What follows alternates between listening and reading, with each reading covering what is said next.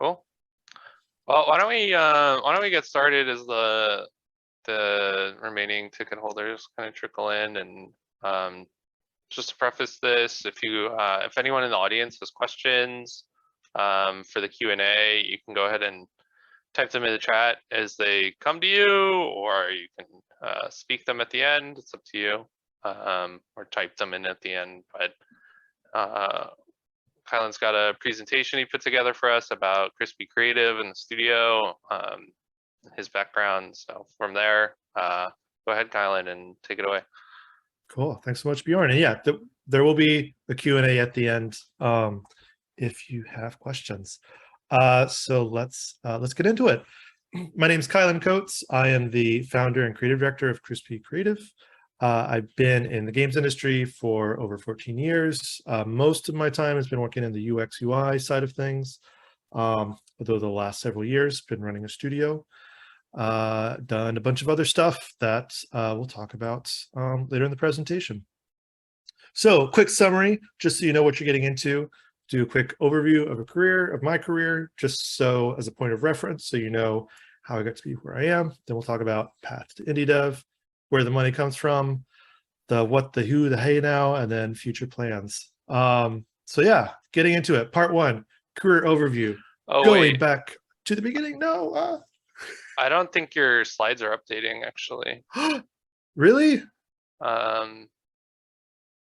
Yeah, we just see the title slide right now. No. Okay. Hold on. Let me see this. Okay. I'll just do the full screen. Okay, see we got that? it. Yep. Okay, cool. Awesome. Here's the summary. You've already seen it. Cool. Career overview. We're gonna go back to the beginning. Not all this far back, but you can see where I peaked at the age of 3.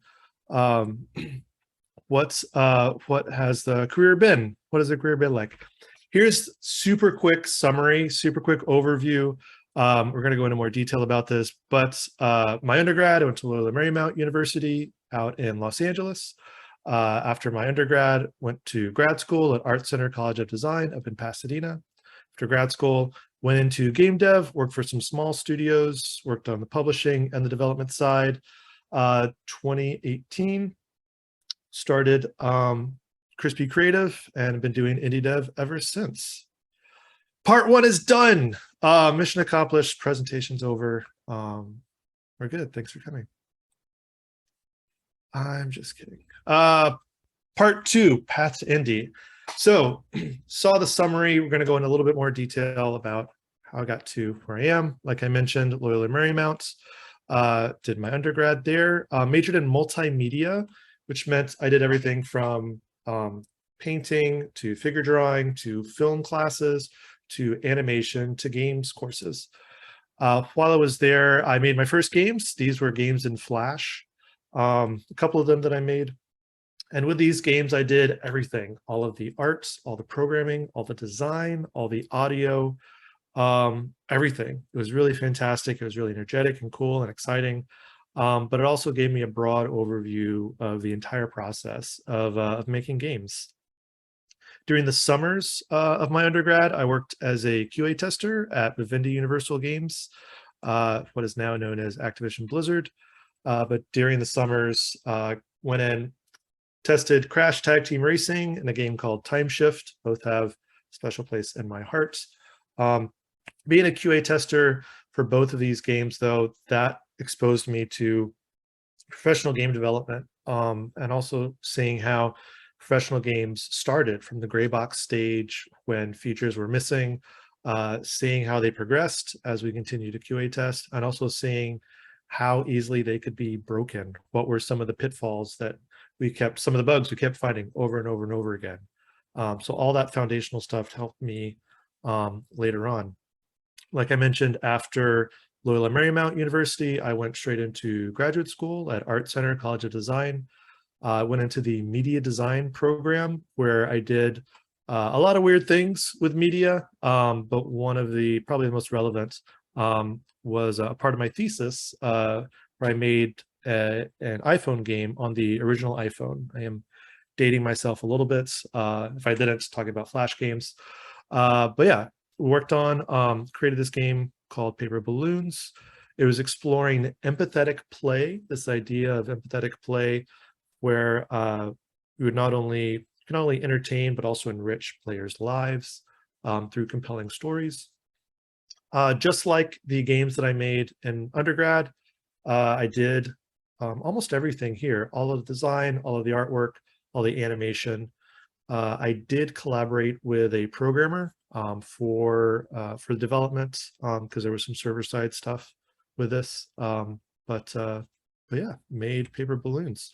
It was released. It won a couple of awards. Got to present it at South by Southwest and talk about it. And it was public, it was out in the wild. Made a little bit of money, nowhere near enough to earn back the costs. But it was my my first indie project that got out there. After graduating from Art Center, I worked at a couple of small game studios in LA. While I was there, I worked on an unreleased console game and also worked on some Facebook games. All of these were in Flash. All of my experience making the games at LMU helped out here. Also my experience at Art Center, learning user testing, learning UX design, all that started to help with some of my first jobs in doing the UI design and UX design with some of these games.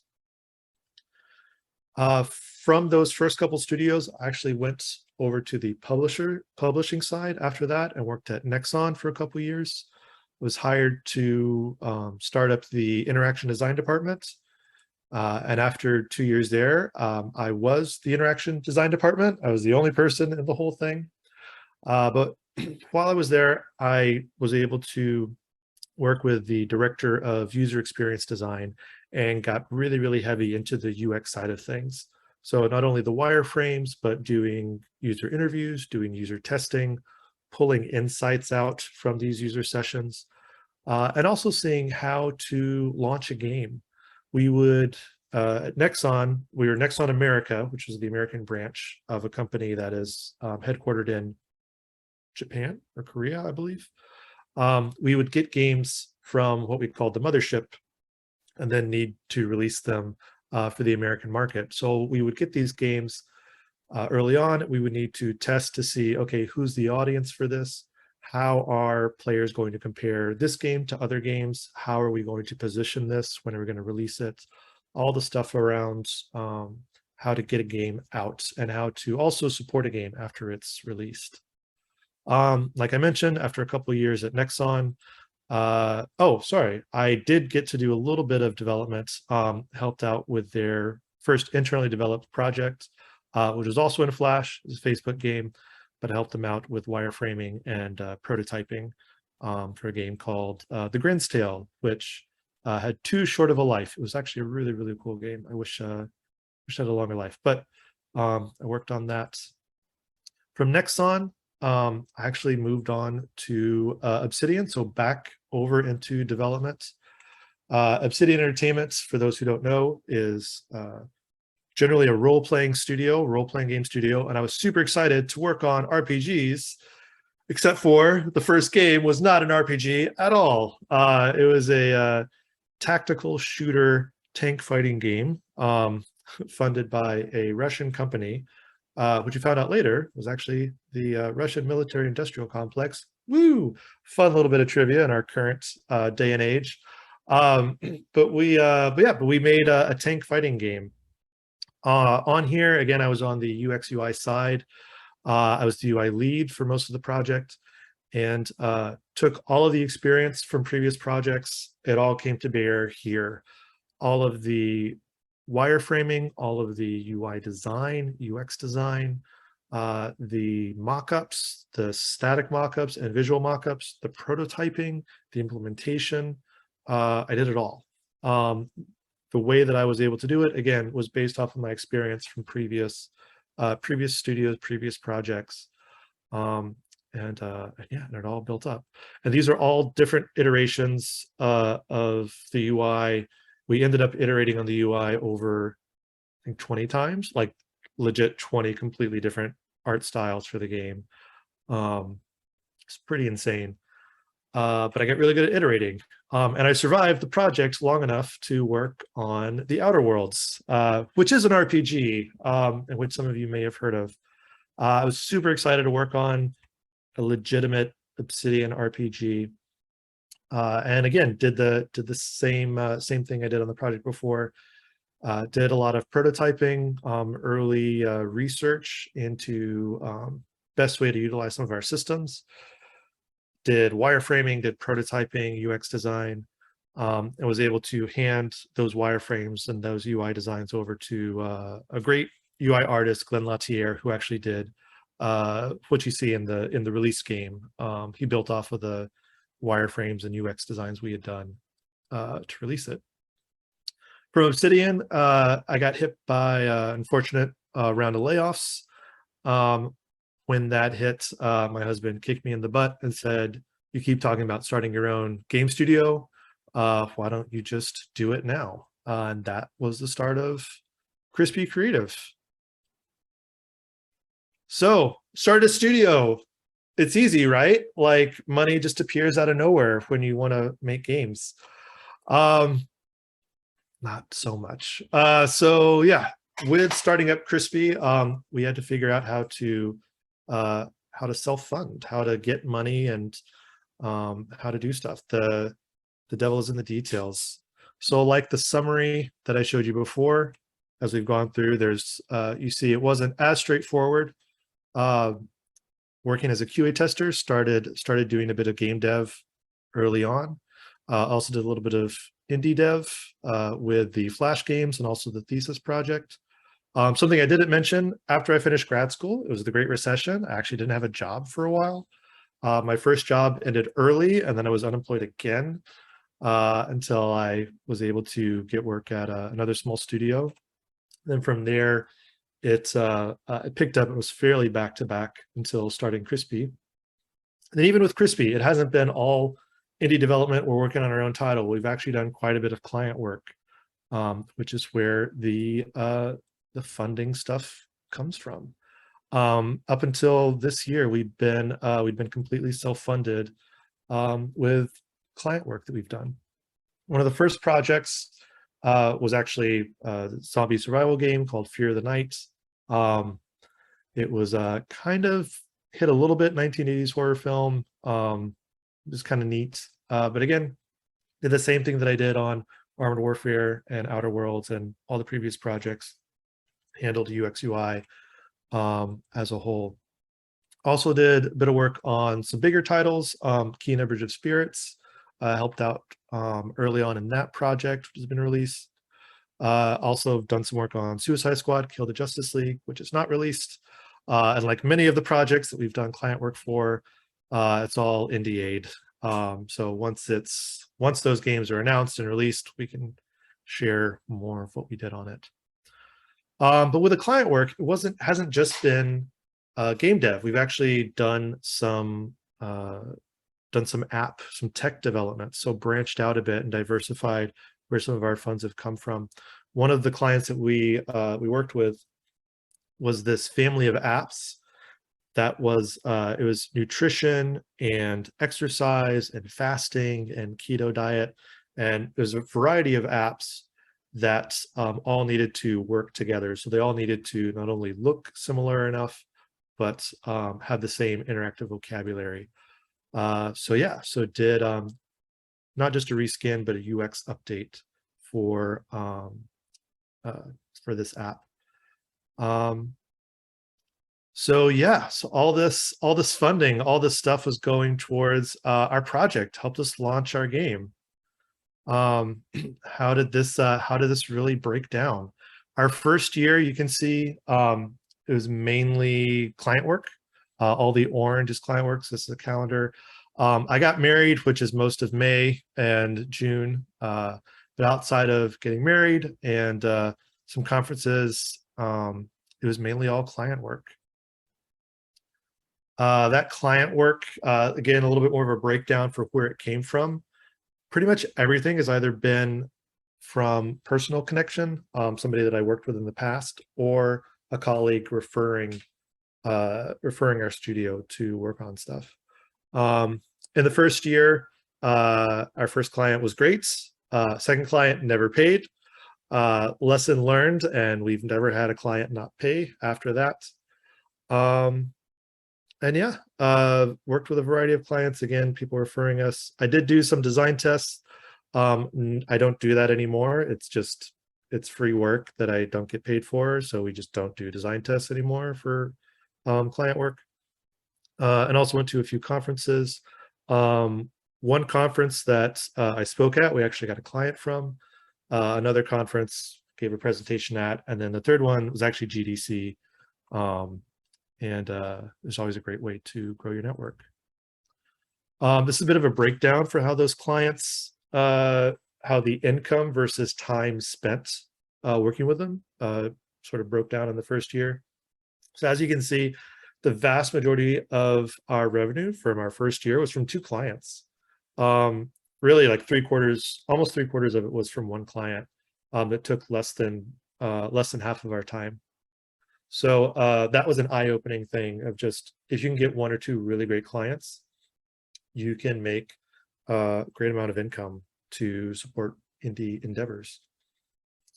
You can see, again, a bit of the breakdown. Most of our clients were very small work. Just ended up not going anywhere. And then prototypes, and then weddings are expensive. So you can see how much that cost, how much time it took. But yeah, after the first year, we're like, cool, can make money. There's a sustainable business model, at least in terms of just doing client work. So second year, it's a year of, we're going to make our game. So that's when we started working on our title, A Long Journey to an Uncertain End. Started prototyping and exploring different mechanics, different ideas, going to conferences. Picked up a little bit more client work. But as we continue to build prototype, build pitch deck, we thought, all right, you know what? Let's do a Kickstarter. 2020 is going to be our year. We're going to launch this Kickstarter. We're going to make a ton of money. We're going to pitch it to publishers, launch the game. It's going to be great. Everything was building up. 2020 was the way it was going to be our year, right? As present self now realized, 2020 was terrible. Global pandemic happened. The vendors we've been talking to for Kickstarter awards stopped responding, and everything just kind of went to crap, as pretty much everybody experienced in 2020. The lockdown started. We put our Kickstarter on pause just as we sort of try to get our bearings, picked up client work again. There were protests down the street from us. There was looting less than a mile from us. There were wildfires, California wildfires, as most of people know, that made us all live in a Blade Runner movie. All of this stuff happened in 2020, which meant we kept pushing things back further and further and further for announcing our game and launching the Kickstarter and all of this. By the end of 2020, we felt like we finally got to a point where it felt a little bit more stable, a little bit more like, all right, now we think now's the time. We partnered with a PR company. Oh, shoot, I missed my GIF. This is the GIF of every time we try to get going, something else happens. I feel like this summarizes indie dev a lot, actually. But by the end of 2020, we finally got to the point where, like, partnered with a PR company to help us out with our game announcement and Kickstarter launch. And in 2020, despite freaking insurrection in the Capitol, we launched our Kickstarter. We launched our Kickstarter in February 2021. It went into the very beginning of March. And it was a success. We actually raised 140% of our goal that we intended. And the goal of the Kickstarter was to grow our community. It was to grow the awareness for the game, to have some sort of event, be like, hey, we're here. This is a thing we're making. It's really cool. Come check us out. And also to validate the idea of the game. So we could take everything, show it to publishers and be like, look, there's an audience for this game. There's people who are really adamant, really excited about this type of narrative game that we are creating. So yeah, so with the Kickstarter success, we were off and going. We were going full speed, full-time dev. The team had grown. In 2020, we had gotten a programmer and then one character artist. By 2021, we had switched programmers. We gotten our audio composer. We had gotten narrative designers. We were up to full speed, going, pitching the game and pitching, and we were talking to publishers, so many publishers, and we started to realize like no one was actually giving us like a contract. Everyone was talking about how excited they were for the game, but nobody was giving us actual like concrete contract to publish the game. So around July and August, we realized, okay, we've been self-funded up to this point. We had money from the Kickstarter that gave us more runway. At the rate we were going, we needed to pick up more client work until we got the funding situation figured out and the publishing situation figured out. So which is what we did. So the last part of 2021, picked up some more client work, continued working on the game in the spare time. And that brought us into, yeah, missing my gifts. We needed more money, but that brought us into 2022. So this year, we're halfway through this year. We've wrapped up our client work. We've secured additional funding. We're closing in on the last rounds of negotiation for our publisher. We're full steam ahead. We're back up to, we've gained our momentum. We're back into full-time development for the game. We're set to the end of the year to finish the game. So what is this? This whole thing we've been on, a long journey to an uncertain end. We're now in part 4. Along what to who now? This is our first game. This is our first title. An inclusive narrative strategy adventure through a grand space opera universe. The premise of the game, you're a sentient spaceship fleeing an abusive relationship from your former owner. You recruit crew members, send them out on jobs, help them, guide them as they interact with the space opera universe around them. Get to know as you help them, they bring back supplies to keep you repaired and refueled, so you can continue to hop between planets, space stations, and moons with your ex hot on your heels the entire time. Pretty artwork. More pretty artwork. You can see the diversity of worlds you're going to explore. And working on this game, it was building off of, again, the previous experience. Making those games at LMU, making the grad thesis. The themes of paper balloons, empathetic play, all come to bear in this game. So in Long Journey, it's a non-violent game. It's focused on solving problems through skills. We take a lot of design inspirations from not only Banner Saga and FTL that has these sort of really interesting dynamic stories now that they're Omega, but also games like Dream Daddy, which again is non-violent, works on character building. Game is, if you ever heard of the game My Life as a King, it's an amazing title. It's a WiiWare game. But again, looking at this, and also mobile Westworld game, very short life. I loved it, but they got sued out of existence. But all these titles looking at different type of strategy, different type of team building, relying on others, building others up as you progress through there. Taking some visual inspirations. Fifth Element is a big one, Cowboy Bebop as well, but very heavy in the Jean Giraud or Mobius, if you know of the French illustrator graphic design feel. Narrative inspirations, heavy Firefly, but also drawing from queer authors like Becky Chambers in her Wayfarer series, and Dennis E. Taylor of the Bobaverse series. Finally, with our game, we're finally getting to do what we wanted to do, which is tell authentic stories from diverse developers. This is our team. This isn't our whole team, but you can see I'm part of the queer community. Our narrative lead is non-binary. We have people of color. We have female presenting developers, all kinds of people. And those stories, those characters come across in the game, the diversity. We're radically inclusive, not only in our characters and the stories that we're telling, but in our team.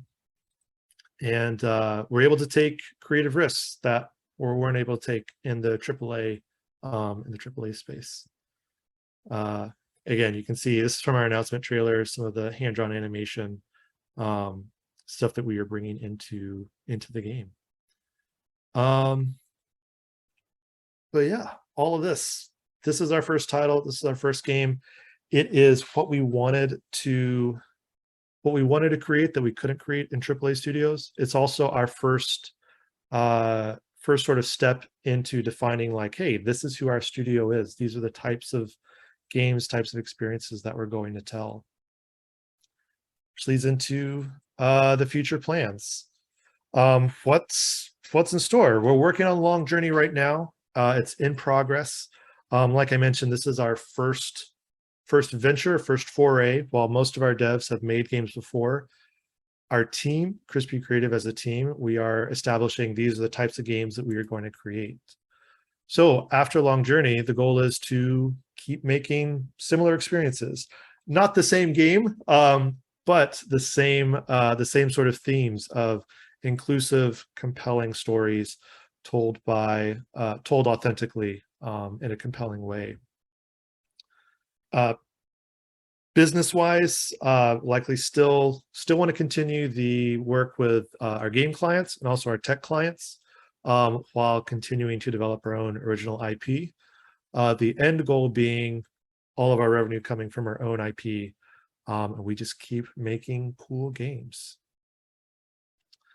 So again, you can see the diversity of the timeline. A goal for the future is to stop looking in the past, looking at what we've done in the past, and start looking again to the future.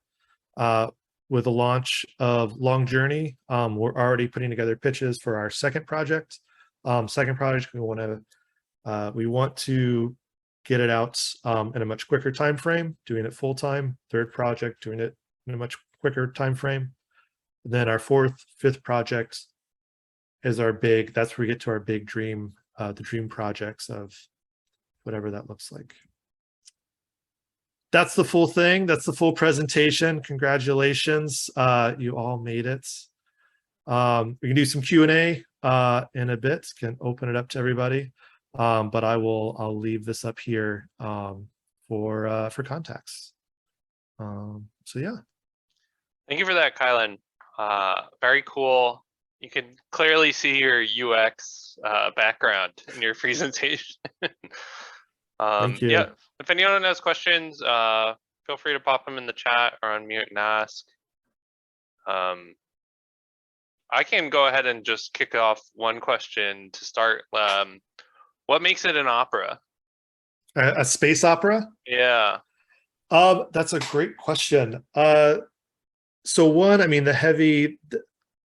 so big over-the-top visuals, grand, sort of larger than life everything, larger than life planets, larger than life situations. Again, I go to the Fifth Element, think of Ruby Rod, think of planet killing moons made of pure evil. We don't have that. We don't have planet killing moons. I don't think. I'll check with the narrative team. But yeah, we just have we have massive worlds. These are we have urban city worlds it's just horizon to horizon is all city, and you send your crew out to help them to explore that. Space opera is also in our characters. We have a drag queen on the run. We have a non-binary space pilot. There's there's a bionic lesbian engineer who's got a chip on her shoulder, as a bit of a malcontent. She gets into some trouble as well. Again, just big ideas, big stuff. Yeah. Mike is asking, when deciding on the type of game you wanted to do, was it just something you and your team chose? Or is there any sort of market research involved to help determine what to make? For sure. It's a great question. So we did do market research. We're actually still doing market research. While I was at AAA, while I was at Nexon and at Obsidian, I sort of casually did market research, just keeping track of Steam sales and wishlist numbers and ratings and all that sort of stuff of games that I liked. And then also just tracked how often those games were being released. It seemed to be there was a lull in the type of narrative adventure game that we were creating, or that we wanted to create. So it seemed like there was a spot for us to meet that gap, to fill in that gap. And that was sort of the start for Long Journey. There were some other thematic elements with it.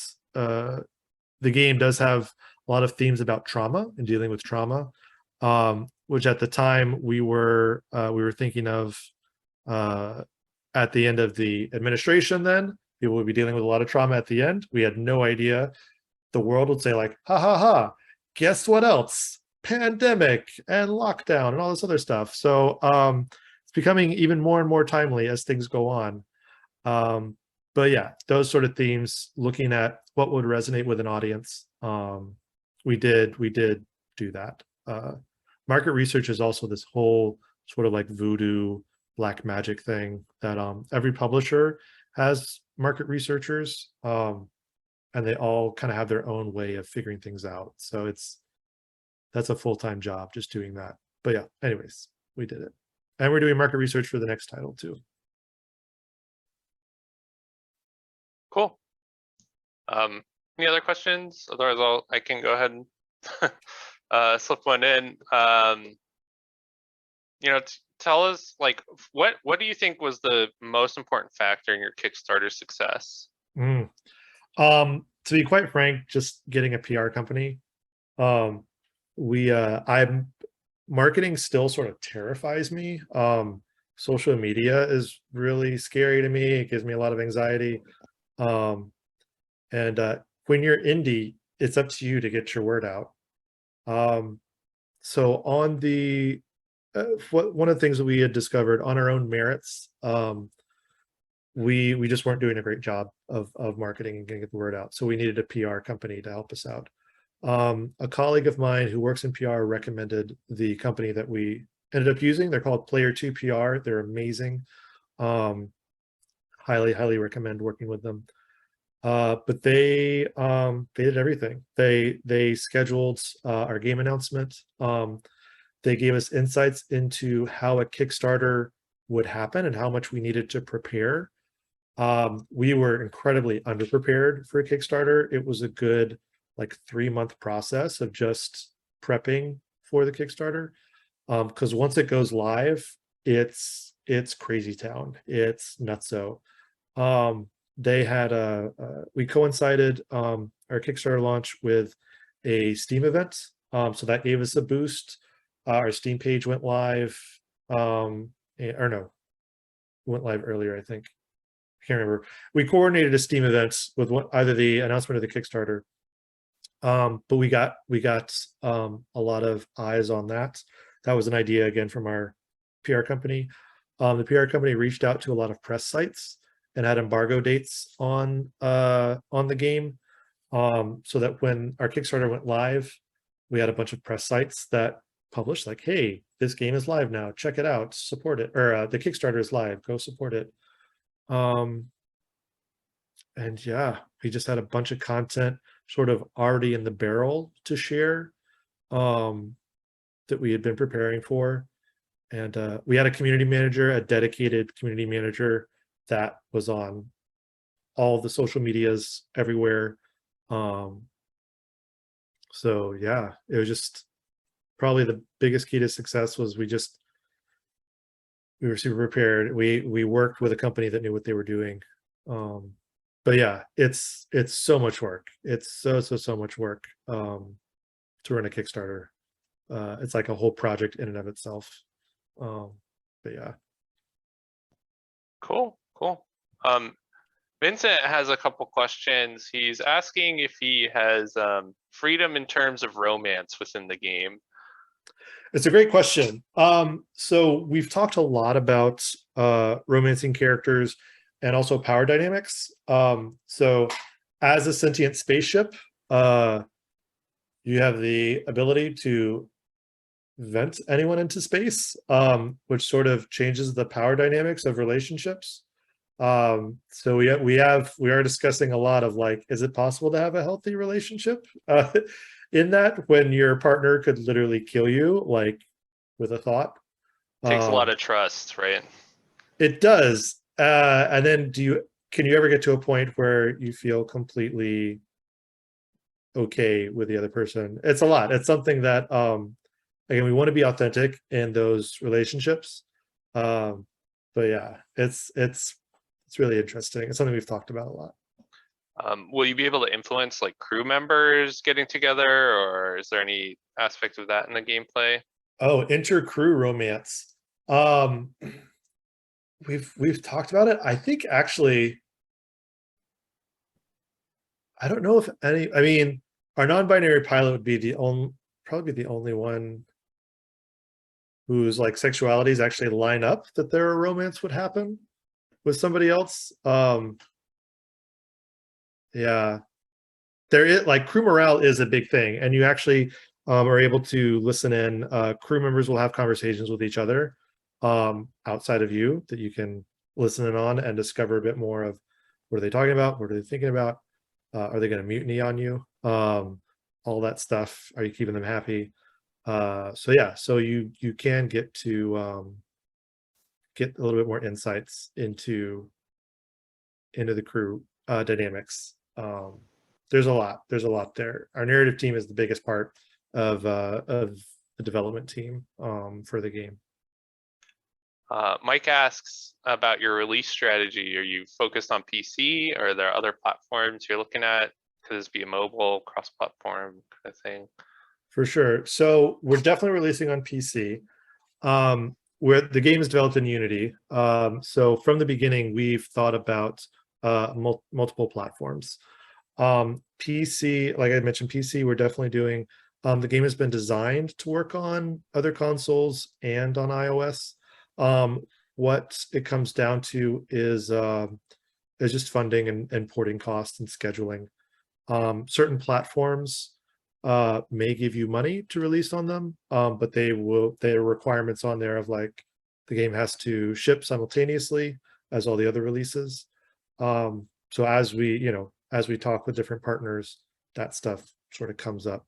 So yeah, we're looking into other platforms. What I can say for sure is that it's definitely going to release on PC. Paul's asking, from your perspective, like, how do you like indie compared to AAA? I'm assuming there are pros and cons to both. Can you talk a little bit about that? No, absolutely. I mean, I think it comes down to personality as well. I love the creative freedom to explore and create these compelling experiences that quite often I was just told no on the AAA side.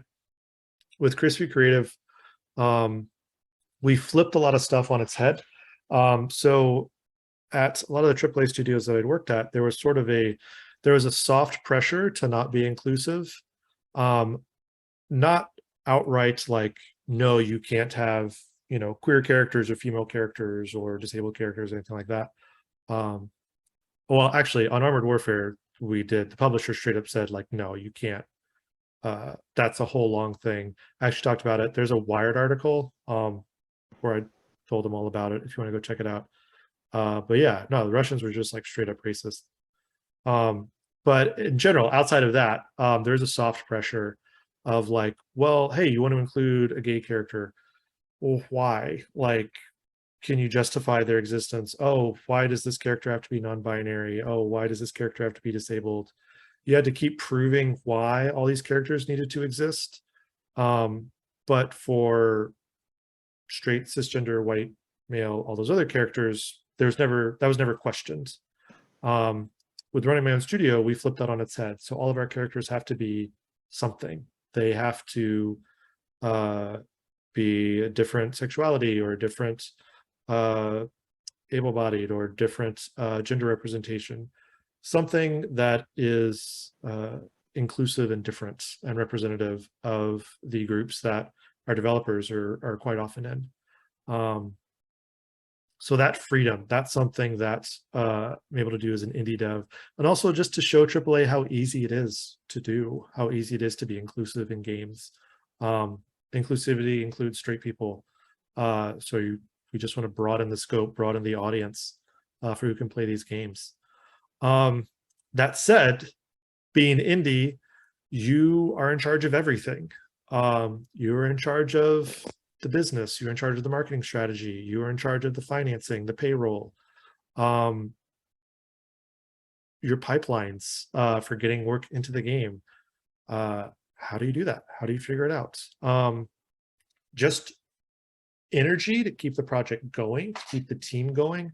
That comes from you as the indie dev, as the head of the indie project. You have to keep exerting that energy to keep the team jazzed and excited and going.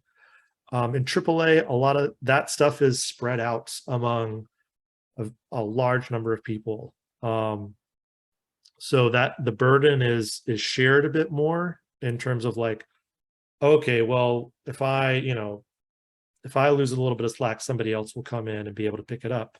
On smaller indie teams, oftentimes you're the one to handle everything. So yeah, at the same time, AAA, if you just want to make one thing, you can come in and somebody will tell you, here's the thing, make 20 chairs, make 50 guns. If you really like making chairs and guns, AAA might be better. Just go in and just make your thing and call it a day. With indie, again, it's more risk. I would say there's more reward. You can do cooler stuff. I'll also say I've made a ton more money as an indie than I did in AAA, just doing freelance contract work. So yeah, that's also something to maybe consider. But yeah, I like indie much better. Cool. Is there a general mix of what work you generally keep in-house and what's contracted out? Are there certain things that are more likely to be contracted and other things that are closer to home? No, for sure. It's a great question. And I mean, it really depends on the team. For us, the UX UI is all me. That's going to be me. For our environments, actually, the vast majority of the artwork is outside of the characters has been me. And again, that's just from my background working in a variety of medias. The character illustrations, we do contract those out to character artists because I suck at people. I'm just really terrible at drawing people. Audio, we contract out. That's something we have this amazing composer, Jesse Myers, who's done our sound effects and soundtracks and all this. And then yeah, and our narrative team, we have contract narrative designers to fill out the narrative side of it. But yeah, I mean technically, like I think almost everybody's a contractor. I'm the only full-time person. So it is a bit weird of like what does in-house mean as an indie. But yeah, until the goal is to have more people on full-time. It just comes down to like a revenue stream, getting consistent revenue stream to be able to offer people benefits, 401k, all that kind of stuff. We're not there yet, but that is the goal. Cool. Vincent is asking what we can expect in terms of gameplay from A Long Journey. Amazing, compelling stories and a rich space opera universe. No, it's a narrative game. It's not so there's no reactions. There's a time event, but you can pause it at any time. It is accessible stories you can pick up and put down at any time. So you land on a planet, you see the available jobs, you get a little bit of info about that planet, and then you try to line up your crew based off their skills, what they'd be good at on the jobs. Send out your crew. They'll report back to you with questions, ask for help, give them insights, try to help them through it. If some of the crew are getting a little bit cranky, you can send them to morale facilities, things like arcades or spas, give them a little bit of shore leave. Or you can also just let your crew run wild and hope that they bring back some resources and don't misbehave. Excuse me. And then, yeah, you get the results of all those actions. Based off those results, you can determine if you want to send your crew out again, keep them going, or cut your losses or cut your wins, take off and head to your next stop. All the while you're landed on a planet, your X is catching up. Whenever you land, the X is able to catch up much, much faster than when you're traveling in space. So there is this sort of balancing of risk, reward, and time. Do you think you can get that one last job done before your X gets too close, then take off and go? And yeah. Is that a game over if your X catches up? It's something we're talking about right now, actually. Currently, yes. We may make that more of a soft fail. But yeah, it's something that we're discussing. Like I think this week actually we were talking about it. But yeah, your X is a bad person, is a very, very bad person. They're manipulative, they're controlling. If you've had a bad X, more than likely it'll be this person will remind you of them. They're a bad person. So yeah, so you definitely want to avoid them. Let's see, I think yeah, so Mike is asking how much focus on accessibility is being done in regards to the game?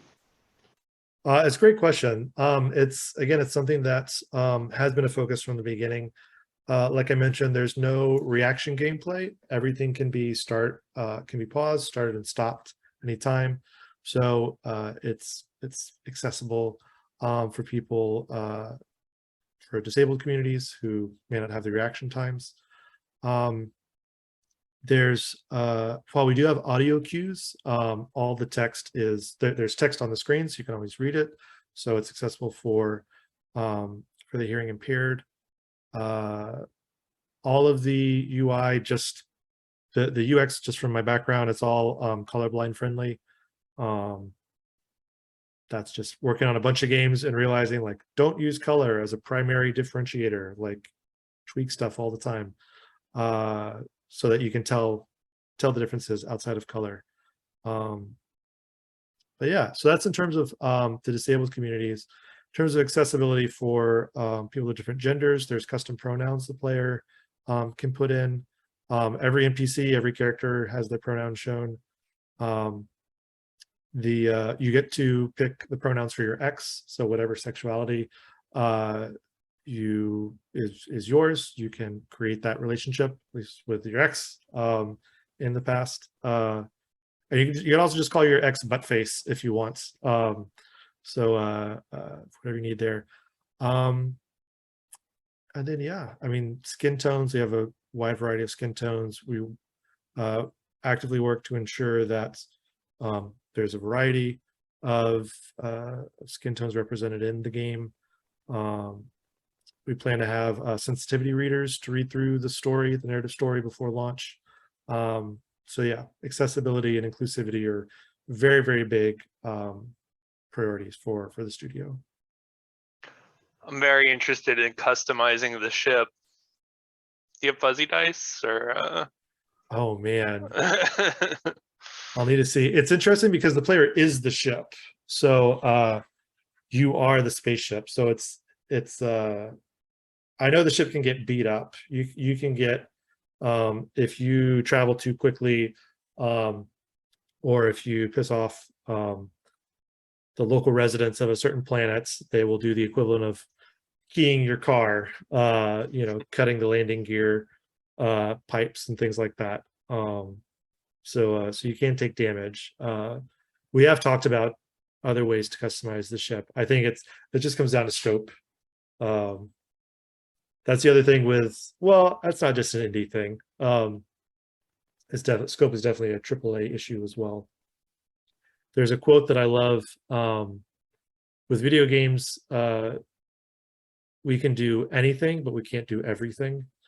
So that's what I have to keep telling the team of, like, that sounds amazing. Maybe for DLC, maybe for the sequel. Let's release the first title, and then we'll look at all these other awesome ideas. Cool. Any more questions from the audience?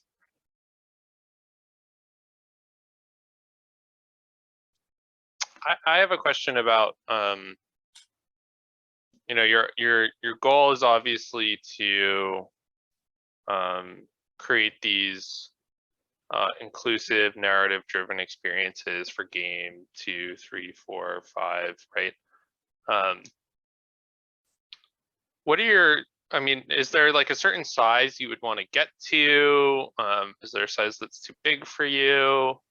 Are you not even thinking about that stuff because you're staying alive, that kind of stuff? Can you talk a bit about that? No, it's a great question. What's the long-term goals? And I mean, only this year is when I've at least started thinking about the long-term goals for the studio. As we've solidified, like, okay, long journey, we've got the rest of the funding, it's going to ship. What's the next step? What's the next thing?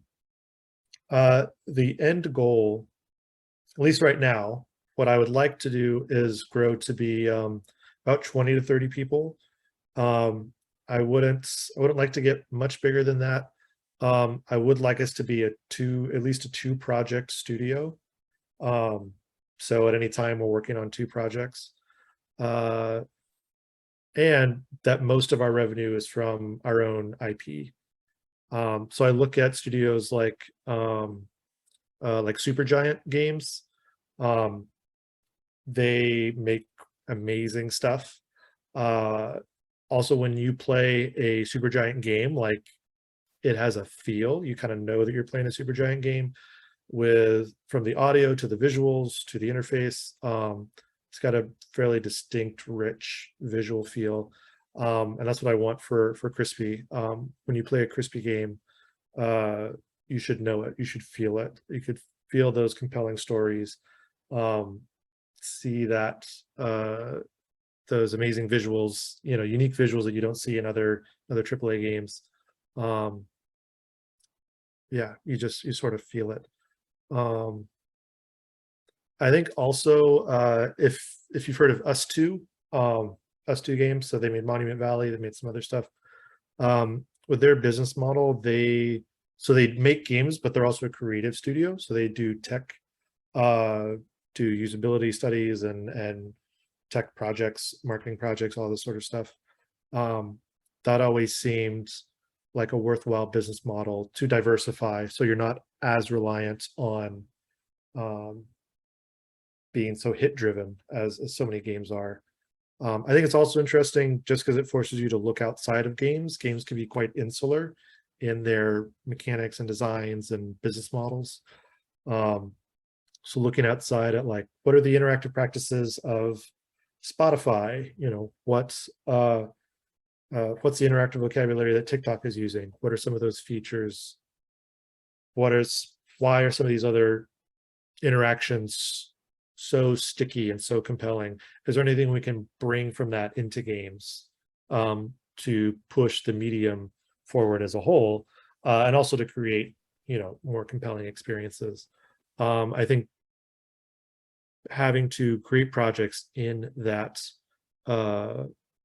non-game space will only make the games that you do make all the more richer. And just from a business standpoint, non-game projects generally pay better than game stuff. So I was gonna ask about that actually. I was curious. working in the tech space, there's compared to games, there's just so much more money. So that one of the positive sides about UX UI is that it is something that can be transferred outside of the gaming space. So we're able to take on some of those projects. Very cool. Well, I'm going to echo Mike and say thanks for all the very thoughtful responses to the question. Thank you for the presentation and telling us about Crispy. We were discussing before the presentation that Crispy Creative is hiring potentially for a couple positions. So yes, we are looking for a community manager right now to save me from my anxiety of posting on social media. And as well, we're looking for some voice actors for a little bit of VO help.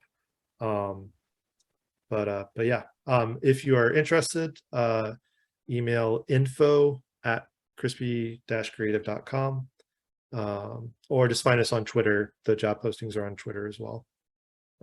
But yeah. Awesome. Well, with that, thank you so much for being here, Kylan, and really excited for the launch of A Long Journey to an Uncertain End. Hope you're able to close that deal in the next couple of weeks. And yeah, thank you so much for being here. Yeah. Thanks for letting me talk and for listening. And if you have any questions, just hit me up on Twitter. Sounds good.